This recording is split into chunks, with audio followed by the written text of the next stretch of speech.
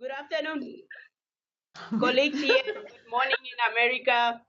My name is Monika Shikongo, and I did my study on local community perception of trophy hunting in Namibia. And I did a case study of Bwabwata National Park and Salambala Conservancy in Kavango and Zambezi region. Slide. Just an overview of my presentation. Start with the introduction, just going through what is trophy hunting in Africa, and also in Namibia, and some of the perceptions. And I'll go through the methods and some of the results that I found, discussions, key findings, limitation of the studies, as well as acknowledgement. Next slide. So, just for Namibia is, as you can see on the map, the green color dot there, that's where Namibia is. It's in the close in the southern Atlantic Ocean, and it's close to South Africa and Angola and Botswana, Zambia, and Zimbabwe. It's kind of have borders of all these countries. For my project specifically, we are going to travel to Zambezi region, and I did the study in Bwabwata National Park and highlighted in green, and also I visited Salambala Conservancy in yellowish. So I'll say more about those two areas in details in the methods. So just for on the project development, how come did I have to do this project on the local perceptions? I'm working on this project with WWF Namibia together with the Ministry of Environment and Tourism. And it started that I was interested in trophy hunting, and I approached WWF if they have anything at present that is a pressing issue that they need somebody to look on. Just for your information, WWF has been working on trophy hunting in Namibia, and they have done a lot of quantitative research on trophy hunting, on looking at how much revenue trophy or this in the conservancies is generated from trophy hunting. But at the same time, when I was interested, trophy hunting also started to be in the center of controversy, and there's a lot of debate about trophy hunting. And in all these things, there was something that has been missing, and that is like looking at the voice of the community in terms of trophy hunting. What is the community saying in terms of trophy hunting, since they are the one to lose or gain if trophy hunting has to go? Because some organization and some governments have wanted trophy hunting to be banned completely because of all the controversy, but people really don't know what is the community thinks or what do they feel about trophy hunting. So that's why I'm doing this project.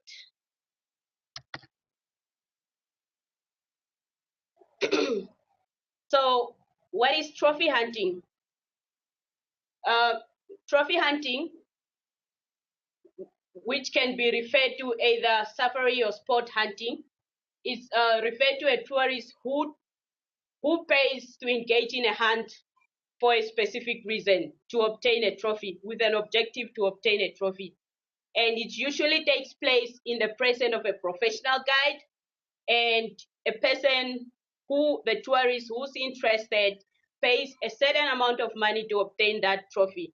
And the trophy can either be the skin, the head, the tusk, in case of the elephants, and the hoofs, or whatever they're interested in on these animals. So trophy hunting takes place in most places around the world. So it's also happening in the US, it's happening in Canada, it's taking place in South America, and also part of Europe, Asia, as well as Australia and New Zealand. So it's one of those, as they say, it's a sport hunting or trophy hunting has been going on for many years, and it has been going on in many countries around the world. But in recent years, there have been a lot of controversy around how people do it, and with more focus on, especially on African elephants and lions, because there's a lot of issue of unsustainability and issues around trophy hunting, not really a good thing. So that's what is trophy hunting in short. So just a brief on trophy hunting in Africa. So it's occurring in more or less 23 countries on the continent, and it's been used as a tool for conservation for many years. And what I mean by that is that they believe that if trophy hunting is happening, it generates incomes that can be used as for conservation. And the other thing is also that it's got one of the potential to provide benefits to local communities, and in that way that trophy hunting provides employment. It's employment. It can also contribute to the cultural through meat distribution, which is sometimes distributed to communities. Some hunters also through trophy hunting, they can also develop the areas and also offer other, it can either be material or non-material benefits from trophy hunting. So with this, when communities feels that they can get something from the wildlife, then it's been documented to change the perception that these communities have towards wildlife. It's become a valuable commodity. So they don't just look at an elephant as it's coming to destroy their crops. They also look at an elephant that has value for them to benefit as well through employment and other benefits. So on the map on your left, it's just a trophy hunting in Africa, and it just show some of the countries that have trophy hunting and how much income is going to these countries. So you can see that South Africa get about 100 million revenue coming from trophy hunting, and Namibia gets about 28.5 million. That's like money coming in from trophy hunting to these countries. And also, not only this revenue it's important for conservation, but it's also just important for the country itself, especially in Namibia, where there's, and for the community as well. Good. Next slide. Okay, next slide. Okay, how about trophy hunting in Namibia? It has been used. Trophy hunting is part of the national strategy to conserve wildlife. And what they mean by that, in 1996, Namibia approved a policy on community-based natural resources management. And this policy gave rights to communities that lives with wildlife so that they can benefit from this wildlife. So one of the benefits that this community can get is trophy hunting. And as you can see on the map, all the green dots, I don't know how clear it is on the other side, but all the clean shaded one, it's all the conservancies that are in Namibia. And that means the whole of that area, it's under communal areas. And all these communities are living with wildlife while they carry on with their normal lives. And on that one, it's 82 conservancies that are registered now, officially registered in Namibia. Of those, 55 generate their income from trophy hunting. So in 2014, it's recorded that trophy hunting brings in around 20 million, and of which 6 million was worth of meat that went to the community, and 4 million from the wildlife that was killed by the Conservancy. By this is that when the Conservancy get a quota for hunting, they also get a quota for trophy hunting. They also get a quota for own use to utilize it themselves. They are the one to decide what to do with those animals. And in most cases, they call in somebody to shoot, pay a little bit of money, and the meat goes to the communities, while the trophy hunters still carry on with their normal hunting. So that also resulted in 2 million meals, and also paid salary of about 530 game guards. So that just show how important trophy hunting is to the Namibian conservation program. And if now we say we have to take it away, that means the salary of 530 game guards will also be lost, which will be a big burden to government to take care of. So what are some of the perception of trophy hunting? Trophy hunting takes place in a variety of governance, management, and ecological contents. We know that every country is different. They got different rules. Some other countries, the community take leads in trophy hunting, especially in Namibia. Some other countries, it's the government itself that has the mandate to say how many animals are going to be hunted, and the community don't have 100% rights to use the resources, as in case in Namibia. So, but with that, it also comes other people that are not really don't have trophy hunting, but they have different perception on how it's either conducted or how do they feel about it. And some are either positive, I would say, but these are just general perception of what people feels about trophy hunting. And it can be different. Everyone is different and they can perceive it differently. And some of those positive perception is that through trophy hunting, hunting protect natural areas, which means that if an area has to be used for agricultural use, especially for example, in the community, then if that area has to be zoned for hunting, then it will be saved from agricultural land use and extension as well. So, and it's also, the positive one is also improving the livelihood of some of the most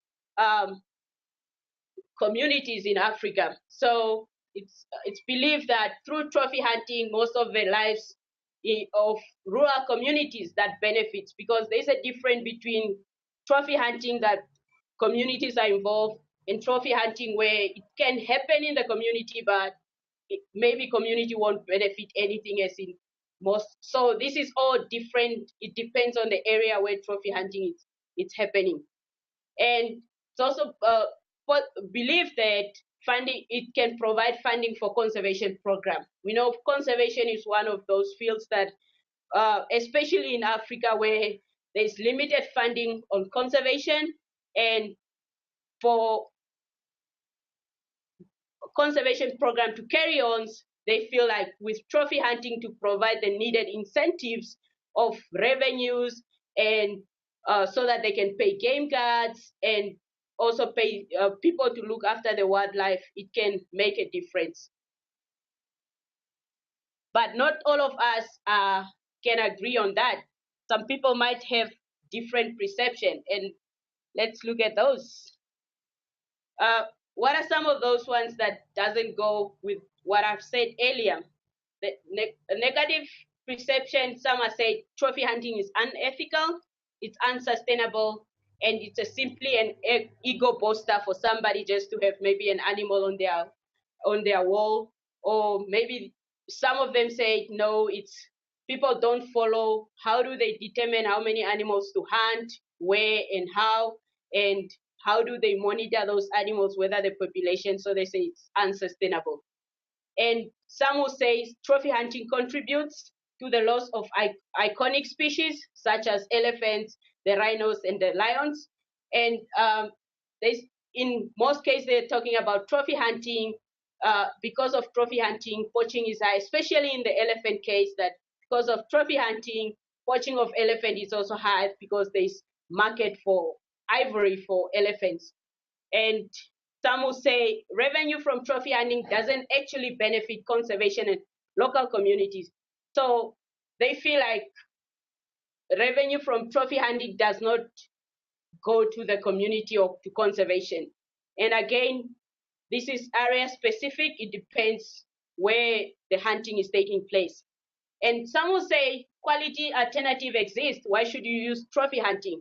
So why don't you use photographic tourism, because you can go and see the animals and pay the same amount of money. So they feel like there's other alternatives there rather than going for trophy hunting.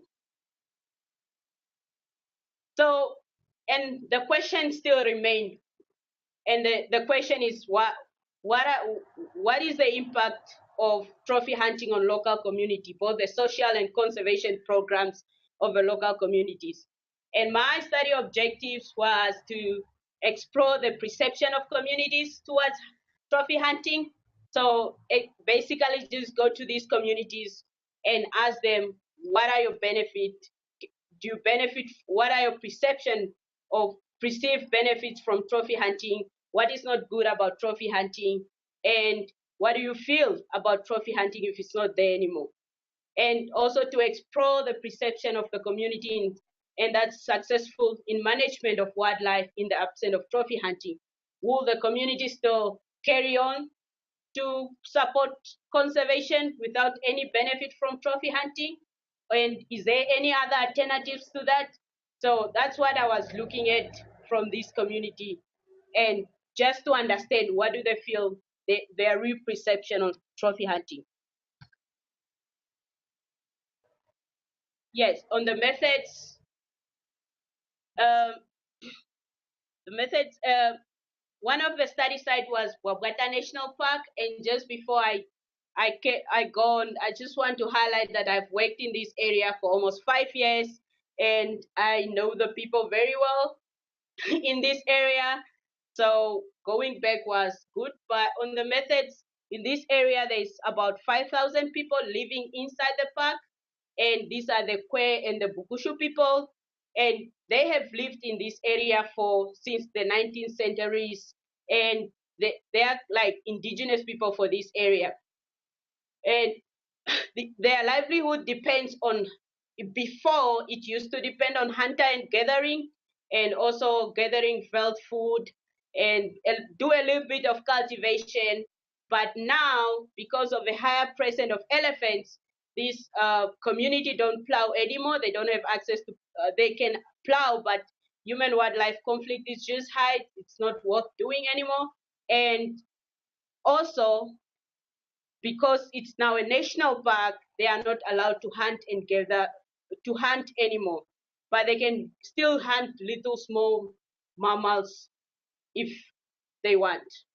So it was first proclaimed as a Caprivi game reserve in 1968, and from that time, that means that the community, when the status changed to the game park, there were certain things that the community cannot do anymore because they were inside the park, such as hunting and gathering and moving around the park as they used to be, which means that there was nothing else offered to them in compensation for that, to say, now you live inside the park, this is what we are giving you. So until in 2007, when the park was proclaimed as Bwabwata National Park, and with that came the government felt like we need to incorporate these communities into the management of the park, and with that, the the resident formed the Karamashan Association, which represent the community inside the park.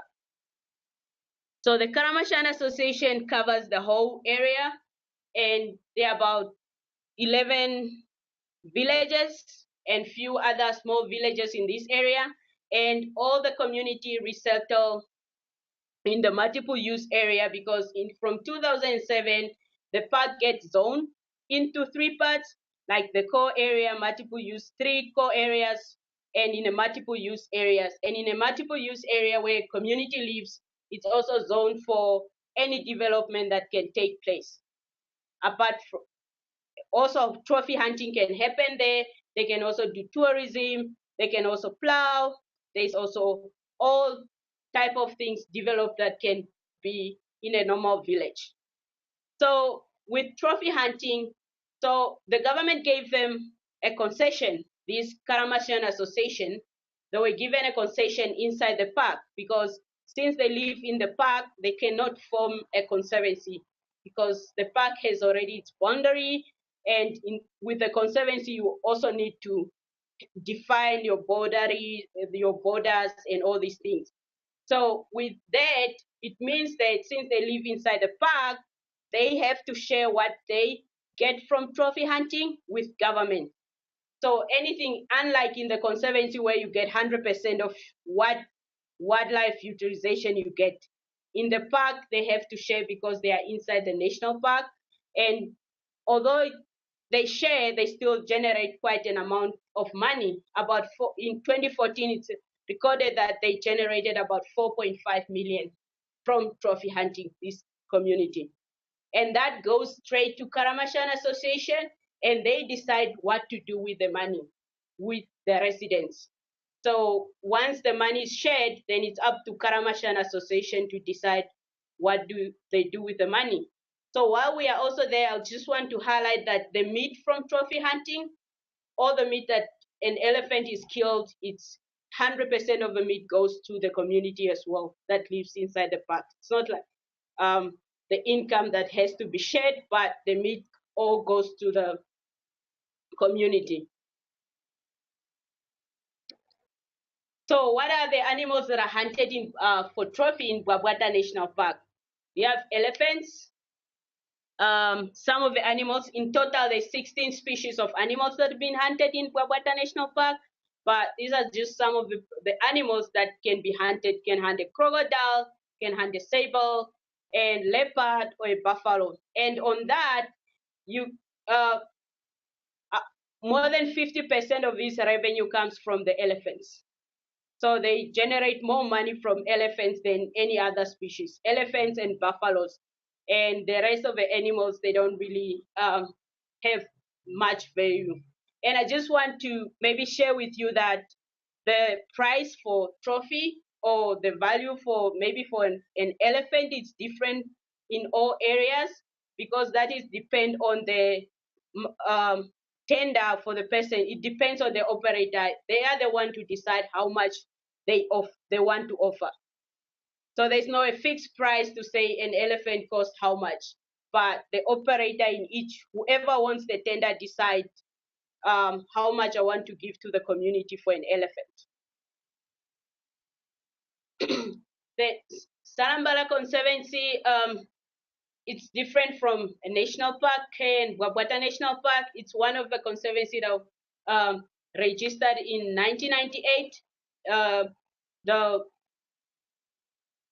policy, the community-based natural resources management was approved in 1996, and Salambala was registered in 1998. So it's one of those first conservancies that were registered as communal conservancies. There are about 8,000 people living there in 18 main villages, and their main livelihood is crop farming. So they also have trophy hunting in the area, and they generate, in 2015, they generate about 1.9 million. And since the conservancy started until last year, they've given cash benefit to communities per village. So they started in 2001, it was 2,000, and this has been like consistent all the years that they have to give like benefits to all these 18 villages. And the Salambala Conservancy is bordering Chobe National Park, so there's a migration of animals from Chobe to Salambala and back and forth. So animal movement and the population, sometimes animals move from those two areas in and out. And also, since this is a fully communal land, a lot of animals like impalas, you mostly find them just grazing among goats. So there's no difference. Like, you might think it's goats, but it's basically impalas. So what are some of the animals that have been that are hunted in Salambala conservancies? We have animals like baboon, again elephants, spotted hyenas, zebras, warthog, and impala, and many other more. So again, it's the same as in Bwabwata. Most of the revenues is generated from elephants. and about they only have 11 species on the quotas for trophy hunting. But they have an advantage since they are in the communal conservancies. They also get an extra quotas for animals to use on their own. So they can get 11 elephants and 6 will be for trophies, and the other 5 will be for own use. So they can use that elephants either to kill during traditional festivals or just to be hunted for the community to get meat.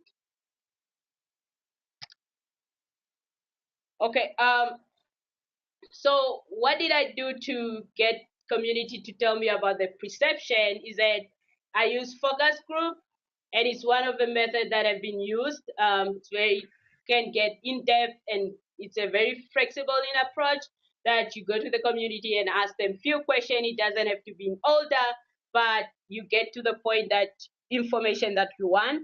And you also have a chance to emphasize on certain matters and opinions, and also you have gave you a chance to clarify responses. Since I was interested in perceptions, I felt focus group will give me more information on these people, on how do these community perceive trophy hunting.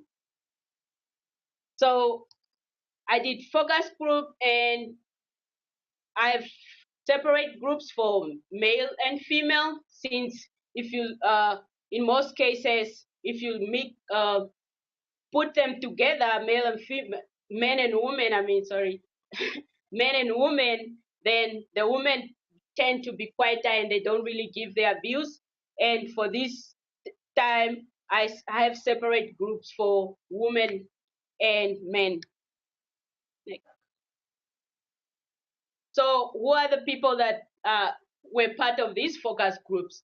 Were community game guards, the management committee for both areas, and in each area I met the community game guards, the management committee, the village headmen and headwomen, the community development committee, and the community member themselves.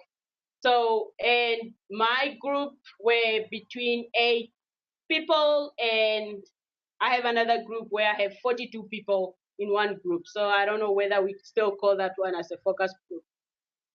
But the reason is that it just shows how interested people are in this on trophy hunting. And the location for this focus group was just outside in Bwabwata National Park. So we just did it at open space under a tree.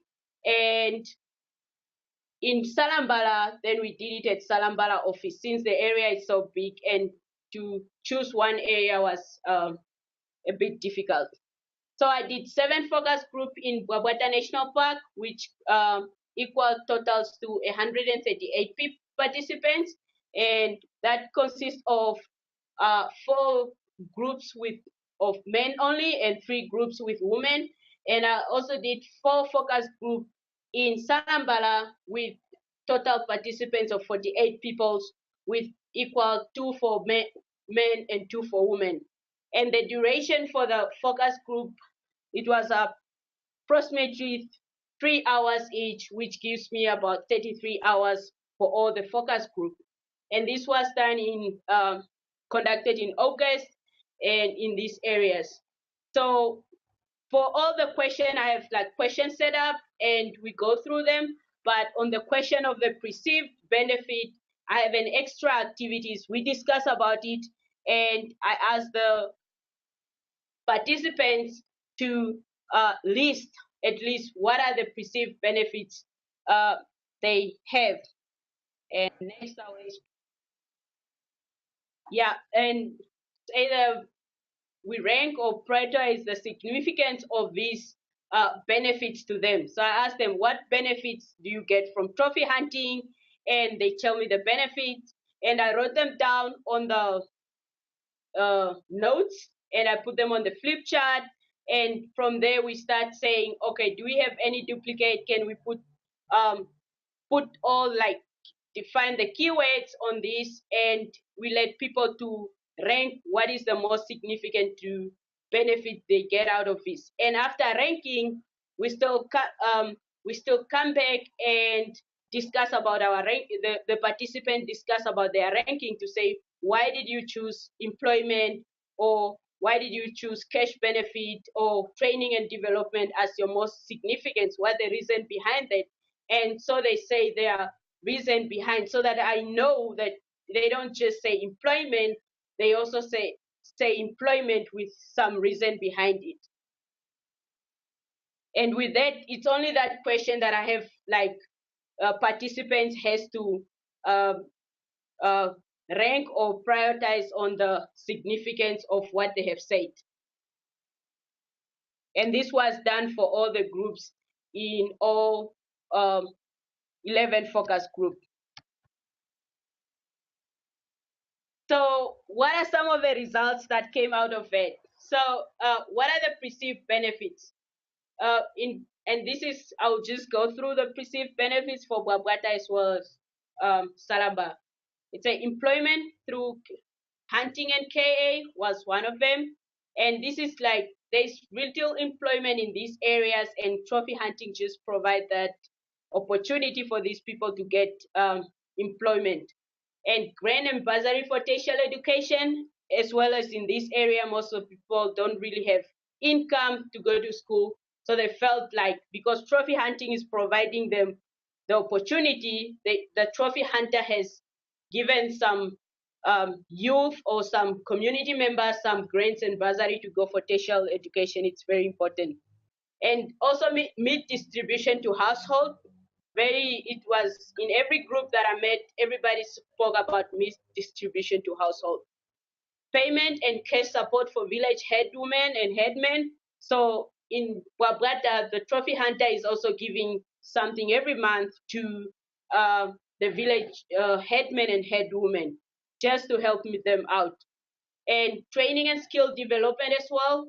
Some youth have been sent for computer, driving, nursing, bookkeeping, hospitality, and trekking course by the trophy hunters. So again, continuing with Bwabwata, cash benefit to individuals. They also, community used to get certain amount of money, and community development projects as well, 20 per village. And you also have support for vulnerable children. Sometimes they identify the village headmen and headwomen identify kids that needs help, and the trophy hunter helps them. And support for anti-poaching patrols. The trophy hunter provides food and for game guards when they go out for patrols, and also they buy vehicles for anti-poaching, and support for, this is social support for school tournaments, and as well as infrastructure development, roads, craft centers, solar panels, radios, and also build offices for this community. So from Bwabwata, from Salambala, the perceived benefits is the same as in Bwabwata. It was employment, but they have also revenue for the Conservancy. They felt like it's just because of trophy hunting brings so much money, and it makes our Conservancy to do activities. Revenue for that comes from trophy hunting is also one of the benefits. As meat distribution as well is the same as in Bwabwata, and they provide that cash benefits to all 18 areas in the Conservancy. So again, as in Bwabwata, trophy hunting provides infrastructure development, roads, community hostels, subcooters, and also support vulnerable children. And they also offer bursaries and grants for tertiary education, support for school tournaments. But different here is that they also support for traditional festival with meat and money. And they felt also human wildlife conflict. They now been paid if their field has been destroyed by the elephants through that money that comes from trophy hunting. So what are the results for the ranking exercise? So from Bwabwata, it shows that training and skill development, people perceive that as most significant, and followed by employment and meat distribution. And I will talk more about this just in a minute on why do they have the reason they have given when they have chosen this as their most significant. And in Salambala, they have employment as the most significant, the income from the Conservancy, cash benefits, and meat distribution as well. So in Salambala, they do have many options, but most of the people just went for those four. Okay, the reason they behind especially in Bwabwata on training and skill development. And I'll just read some of these quotes from the participants. It says, I'll say training and skill development is the most important because these are things that will remain in the community. Even if trophy hunting is stopped, people will still have the skills. And one say training has made a difference to the queer community. Through training, the youth will go and find a job somewhere else and they'll come back to support their family. That's why they felt like training is and skill development is very important. And I think for them, because this community have little, most of the people have little limited education, I would say, that they didn't really go finish high school. When they are offered such training, they feel very empowered that it's bringing a difference to their community. So employment was also one of the significant benefits, and this is one of, say, employment is the most important for me. If there was no trophy hunting, and who will give me a job with no qualification?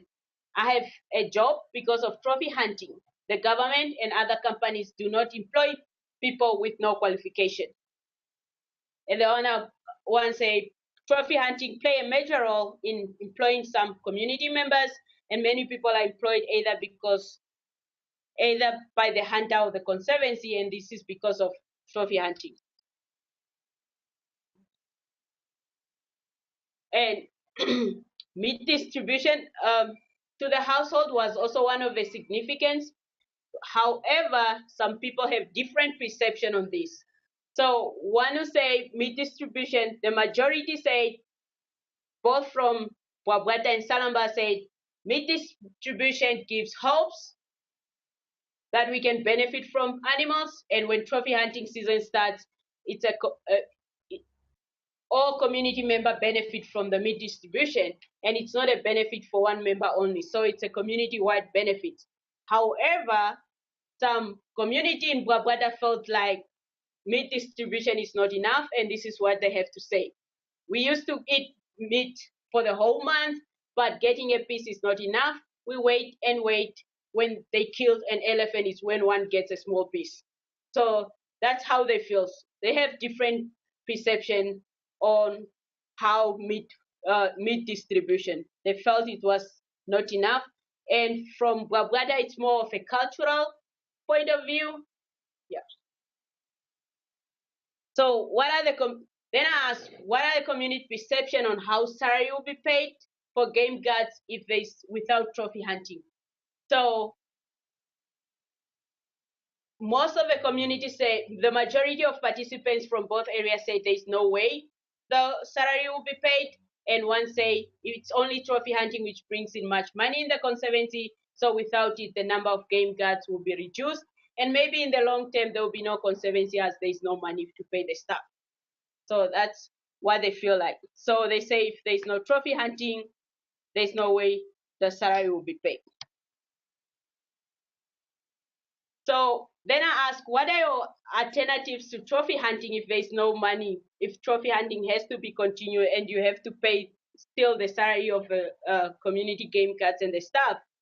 So they came up with a list of alternatives. Craft Center in Bwabwata, they came up with a list which include the craft centers and harvesting of devil's claw, the community lodge, timber, fetching grass for graphic safari. But even though they had a list, they say existing alternatives will only cater for few activities, and the truth is no project generate much money like trophy hunting for the conservancy. That's what they feel like. Even if alternatives are there, they will not generate the same amount of money that trophy hunting generates for this community. Okay.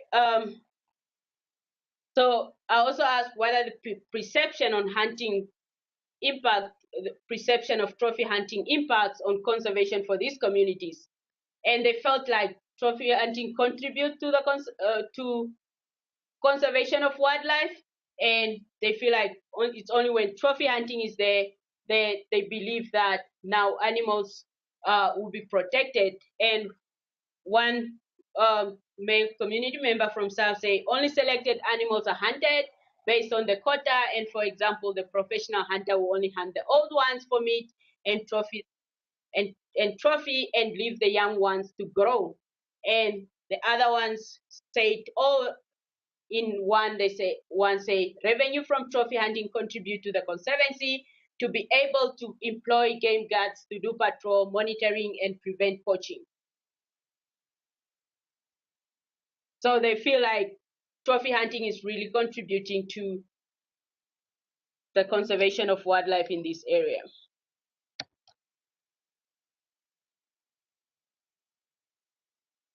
Next. Okay. So I also asked about their perception of wildlife abundance and whether animals are few or less since they started. Oh, okay. And these are some of the species that community feels like they are increasing in Salambala Conservancy. And one has to say animals are more because community members are aware that if you see an elephant, it's meat, it's money and meat, and it also brings tourists and other benefits to the community. That's what the recent one gave about the abundance. And if you Salambara, it's bordering. I just want to say Salambara is bordering Chobe National Park, which means there are also other factors involved of whether animals are more few. And yeah, in Bwabwata, most of the people felt like uh, they really didn't have an answer whether animals are more or less, and few that had an answer said these are the animals, but most of them said community game guards would know better than us.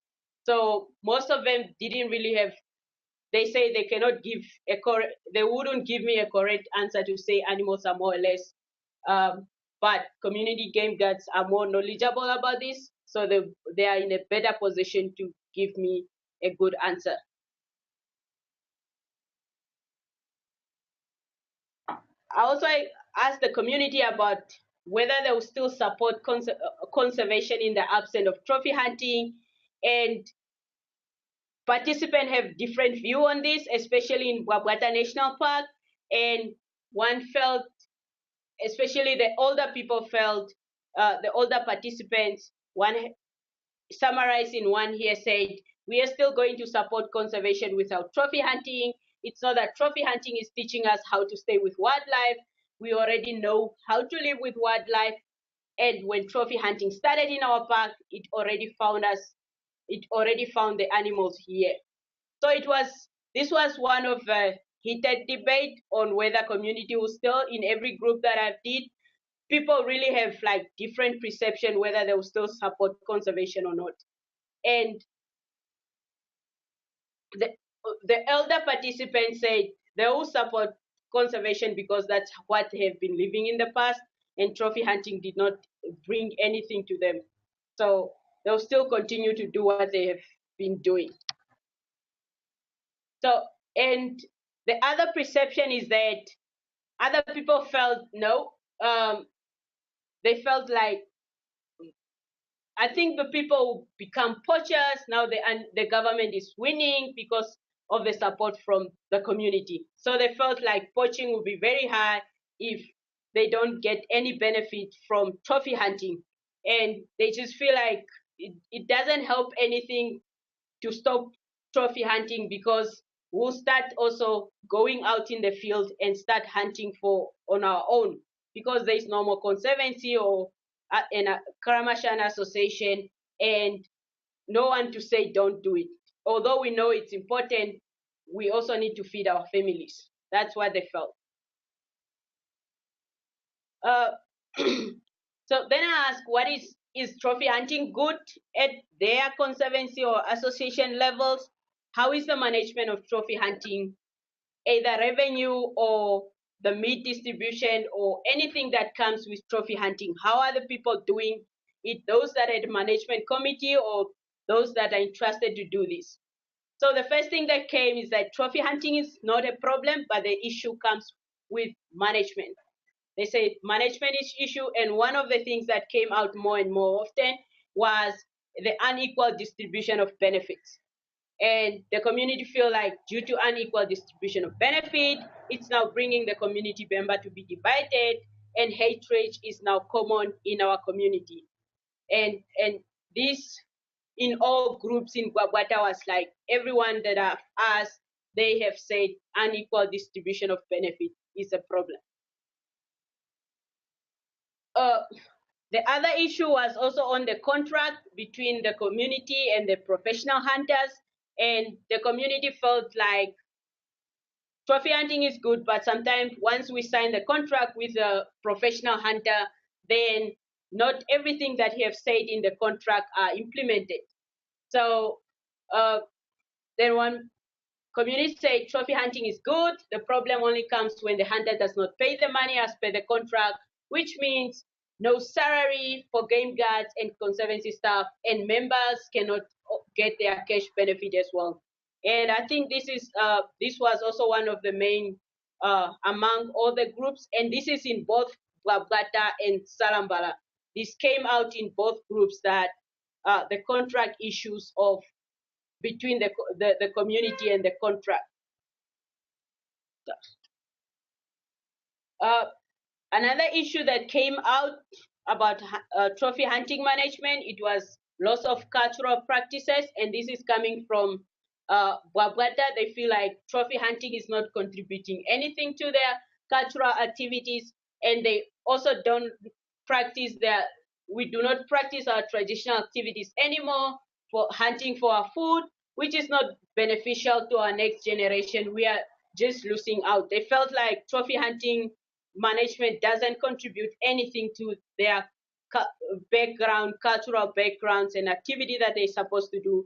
And even though they are given meat as part of their culture, they have to eat meat, but they felt it's not really contributing anything. There is more to that than just getting meat. So in the discussion, I just want to say that trophy hunting, we've just seen that trophy hunting provides incentive for local communities in both areas, and this comes as incentives as income for them to be able to employ game guards and also people to get a job, incentives as meat to these communities, because if there was no trophy hunting, they're probably not going to get meat as they get now. And also incentive for them now, they are empowered, or they feel like they have also a voice to talk about trophy hunting and what is happening. So in both areas, and this is not only in Bwabwata and Salambala, in other programs as well, in Campfire in Zimbabwe and Zambia, and even in Botswana, when they used to have trophy hunting, communities talk about this. Trophy hunting provides these incentives to local communities.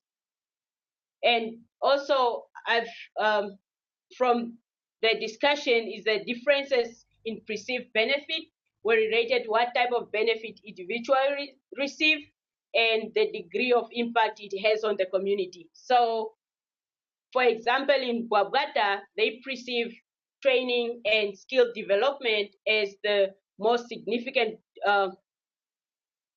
benefit, because that's what they think it's making a difference to them.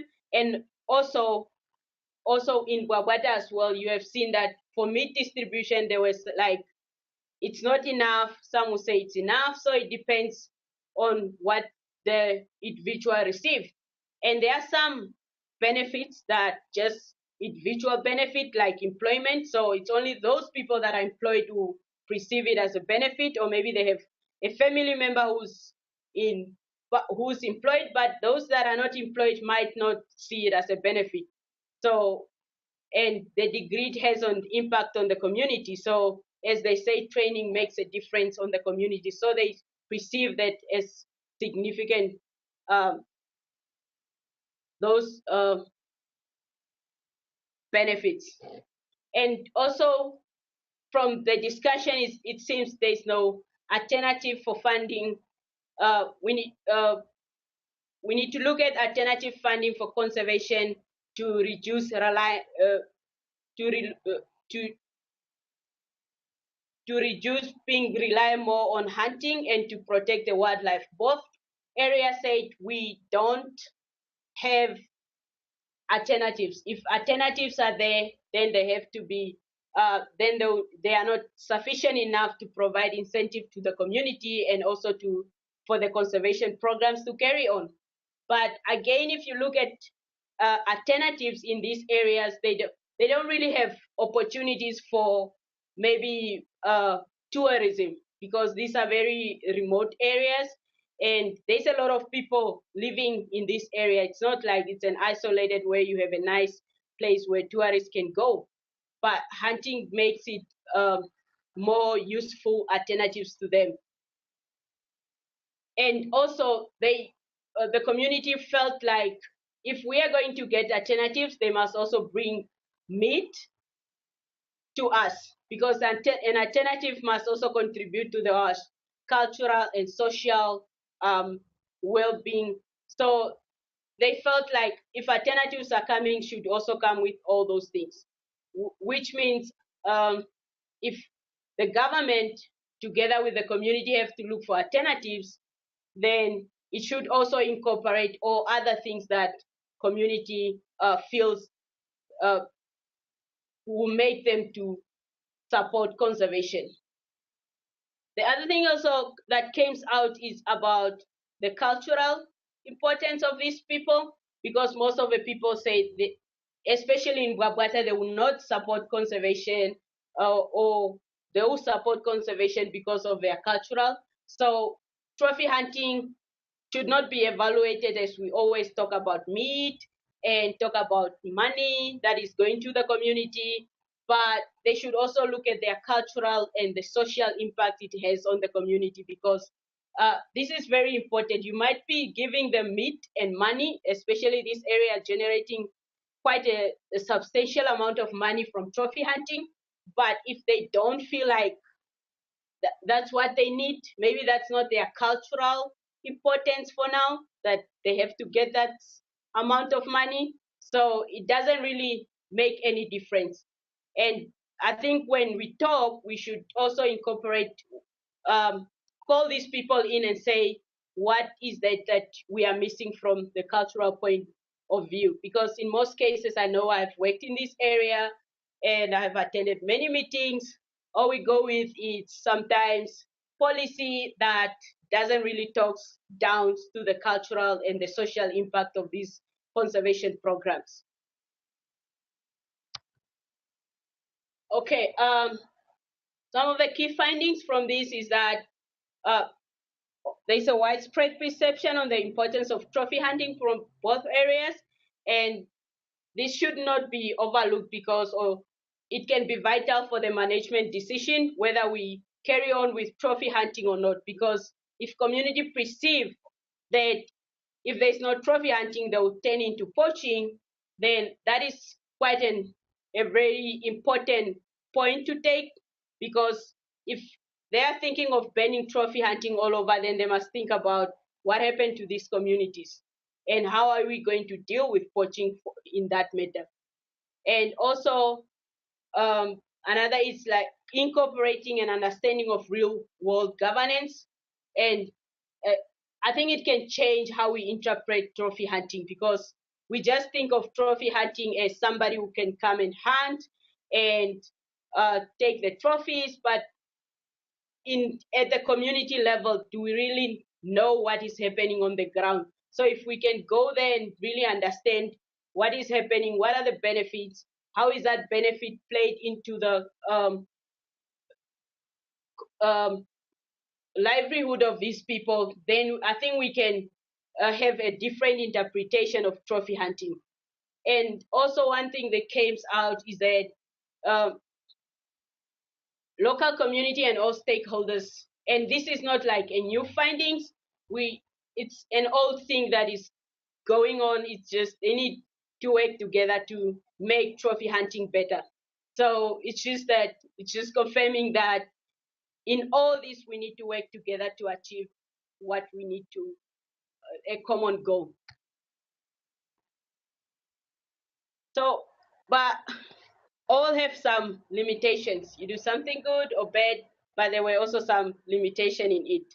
So the lack of my understanding of the language could have also played a role, because I didn't really understand the discussion until the translator translate to me. So that was like a big challenge for me, because I didn't really follow how people were unless the translator has to say this is what they are saying. And also working in these areas, the distance between the villages to get people to the meeting was just, and to reach, and it takes like 2 hours or 3 hours before you start the meeting, and it was just a lot. And sometimes I use the community vehicles, but it was also used with other community duties. So you can't really say, this is what I'm doing now. So you can put the time for the meeting there, but you are told the vehicle went to town to take somebody to the hospital or something. So you have to wait for it to come back for you to start the meetings. And there was also, in most cases, lack of privacy at these meetings. They happen at the open spaces, and everybody just walk in and sit and start, as long as they were either men or female. So whatever group I had that day, especially in Bwabwata, anybody can walk in and out and just start joining. And I had a very difficult in controlling the people to say, no, you just came in now, you can't take part, and all these things. So that was also a challenge. And also focus group participants. In I had one group where I had 42 people, and it's again, it's those cultural things that I couldn't really tell people like, this is too much, there's a lot of people. Lucky enough I was able to control that, but for somebody who's new in the area, who doesn't know how this community works, it might be a challenge for them to handle that, because at least I have an advantage of knowing the area very well and how people works. But for somebody new, they might just maybe abandon the meeting and say, I cannot carry on. But those things, you meet them, because initially I had like, I know I'm just gonna call 8 to 12 people, we discuss, off we go. But every day you see like more and more people coming to these meetings. But I think in another way it's also good, because it just showed that people were interested in trophy hunting discussions. Because if it was something else and nobody showed up, then it will also be another limitation to say people didn't show up. And this time I had too many people showing up, so it just showed maybe what subject was on discussion that day and how interested in that. And I just want to say, people, they want information on trophy hunting. They feel like they should be part of all decisions that should be taken in trophy hunting.